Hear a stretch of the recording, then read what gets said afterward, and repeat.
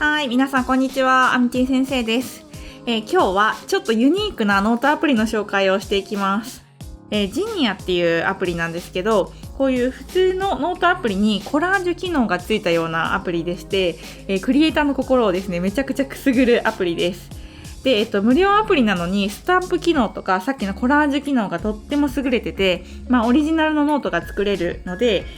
スケジュール帳をね iPad で書きたい人とか、あとはお手紙を書いてみたい人とか、あとそうですね、旅行の計画表みたいなのを作りたい人、 iPad で作ってみたい人にはすごくおすすめです。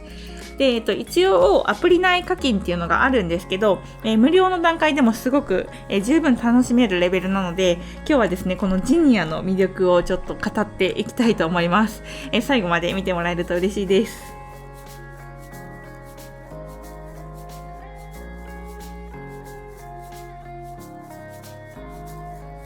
はい、じゃあアプリ立ち上げていきます。で、立ち上げるとこんな感じで、普通のノートアプリみたいな感じでノートごとに分かれてるんですけど、上のジャーナルのカテゴリーのところから、新規作成ですね、ニューページのプラスボタンで新しく始めていきます。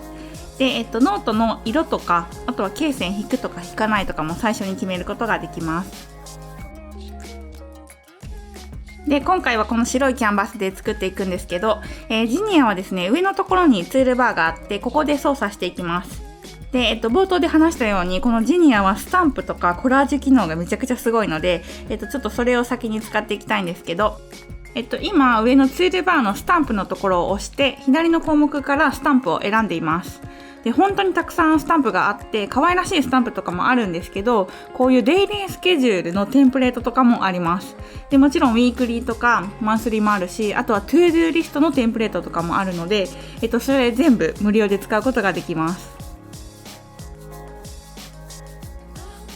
で、例えばスタンプだと、このステッカーっていうカテゴリーの中から、今回はちょっとドッグっていう項目を選択すると、可愛い犬のスタンプがたくさん出てくるので、これポンって押してあげると画面の中にこんな感じで出てきます。で、サイズとかもね、後からいくらでも調節することができます。で、もうちょっと装飾したかったら、今ドーラーガーリーっていうボックスの中にいろいろこういうサングラスとか口紅とかね、可愛らしいのが入ってるので、これ選択して、犬にかぶしたりしてもいいですね。で、例えばヘッドホンとかも入れて、どんどんかぶしていくといいんですけど、このレイヤーの順番っていうのがあって、今これね、犬の上にヘッドホンがかぶってて見えにくくなってると思うんで、レイヤーの順番変えたいときは下のところに、レイヤーの順番を変える項目があるので、それを押してあげると、犬の向こう側にこんな感じでヘッドホンを置くことができます。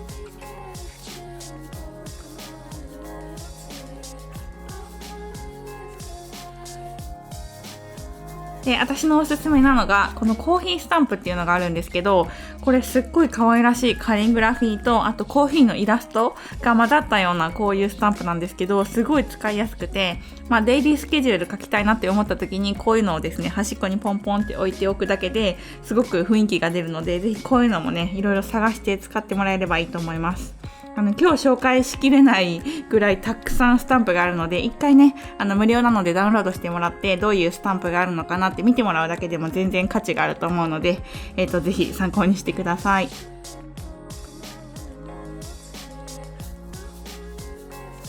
でですね、このデイリースケジュールとかウィークリースケジュールのテンプレートのところを書きたいときは2種類あって、手書きで書くか、あとはテキストを打ち込むかっていうのがあります。手書きで書くときは普通に手書きモードにして、こんな感じでペンシル何種類かあるので、普通に手書きで書いてもらえれば大丈夫です。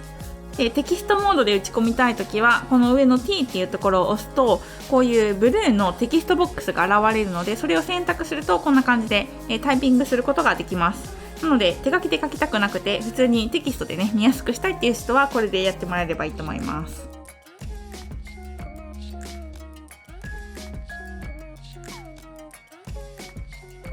はい、じゃあこんな感じで1枚目完成になります。で、あと2枚ちょっと作ろうと思うので、あと2枚はさっくり作っていきます。ホームの方に戻ってもらって、またプラスボタンを押すと新しいページが出てくるので、それで新規ページ作ってもらって、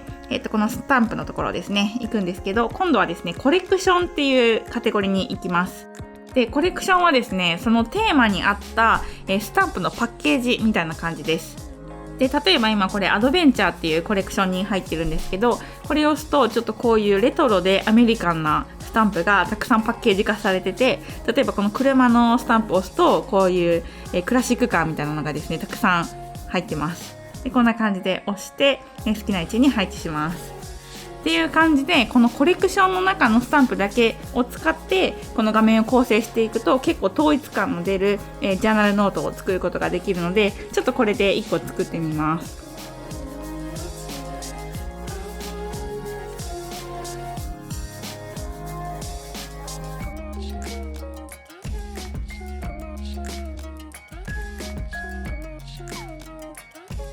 でこのラッゲージタグって言って、この旅行に行く時につける荷物のタグですね。これとかもめっちゃ可愛いのいっぱいあるので、ぜひこれねおすすめなので見てみてください。であとはハンコとかもめっちゃ使えますよ。ハンコをねこの画面の端っこにちょっと置いたりしてると結構おしゃれになります。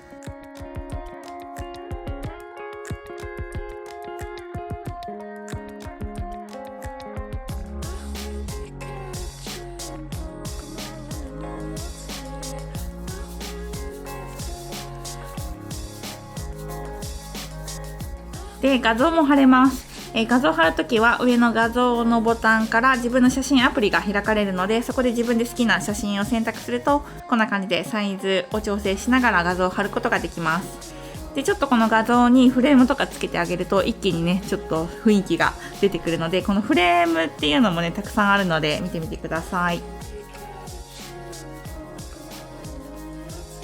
はい、じゃあこんな感じで2枚目完成です。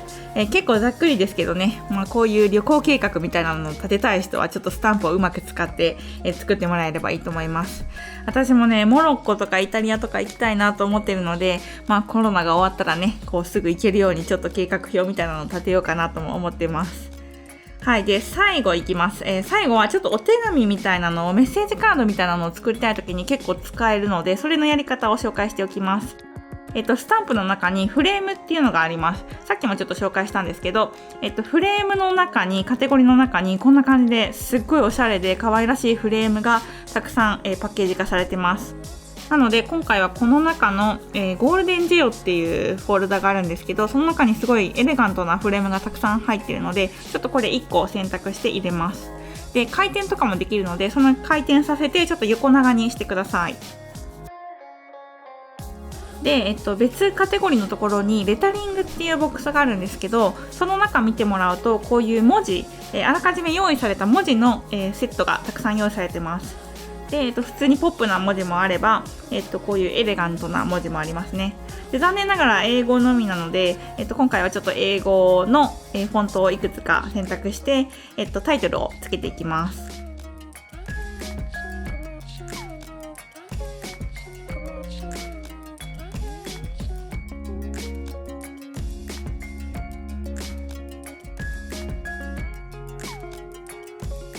であとはですね、テキストボックスを選択して、こういうタイピングでテキストを打ってもらってもいいですし、書きたい人はこう手書き文字でね書いた方がちょっと手紙とかだといいかもしれないです。であとは文字サイズとかもこの下のところで変更することができます。大きくしたり小さくしたり、あとフォントも変えれるし、太さも変えれます。あとはラインスペーシングって言って、この行間ですねも変えることができます。あと色ももちろん変えることができます。で書けたら、自分のサインとかも書いてもいいですし、あとスタンプとかもね使って周りに装飾をつけてもいいと思います。この辺は皆さんのちょっとセンスが問われるところにはなるんですけど、こんな感じでちょっとお手紙チックなものをですねフレームをつけて書いてあげると結構ねこう渡した時に喜ばれるんじゃないかなと思うので、こういう使い方もありと思います。で最後書き出しするときなんですけど、右上の点々点っていうところからセーブイメージっていうのがあります。でそれ選択すると自分の写真アプリの中に JPEG が入ってくるので、それを人に送ったりするといいんじゃないかなと思います。でこのジニアなんですけど、無料で使える分に制限があって、3ページまでです。で例えばこれ4ページ目追加しようとすると、課金してくださいねっていう項目が出てきます。1ヶ月1000円ですね。で1年契約すると4300円で済むんですけど、こんな感じで課金制度になっているので、この辺はどこまで使うかっていうのはですね検討してください。で、上のタブのところにですね、スタジオタブっていうのがあって、それを押すとですね、このジャーナルノートのインスピレーションがたくさん出てきます。どういうノートを作ったらいいかちょっと迷う人はですね、こういうところからいいのを見つけてくるのもいいと思いますので、このスタジオタブもぜひ見てみてください。で、このジニアのアプリ、本当にたくさんツールとかスタンプがあって、今回紹介しきれてないのもたくさんあるので、ちょっとその辺はですね、iPadMate っていう私が運営しているオンラインコミュニティの方で紹介していきたいと思います。他のノートアプリとかと併用して使うと、もうさらにですね、クリエイティビティが上がるというか、めちゃくちゃ使いやすくなるので、ちょっとその辺も紹介していきたいと思います。もうちょっと学びたいなっていう人はですね、ぜひオンラインコミュニティの方を見てもらえればいいと思います。で、コミュニティの方では週に1回オンラインセミナーをやってて、YouTube の方では10分ぐらいですけど、セミナーの方では1時間ぐらいしっかり時間とって、質疑応答しながら、iPad のセミナーをやるっていうのをやってますので、過去のやつも全部見れます。入ってくださった方は過去のアーカイブ20個ぐらいあるんですけど、それも全部見ることができるので、もっと iPad を使いこなしたいと、クリエイティブに使ってみたいっていう人はぜひ入ってもらえると嬉しいなと思います。1ヶ月でね、大会してもらっても全然大丈夫です。はい、ということで、今日はちょっとこんな宣伝を挟みながら終わりにしたいと思います。ぜひこの動画が良かったらいいねボタンと、あとチャンネル登録してない人はチャンネル登録もぜひよろしくお願いします。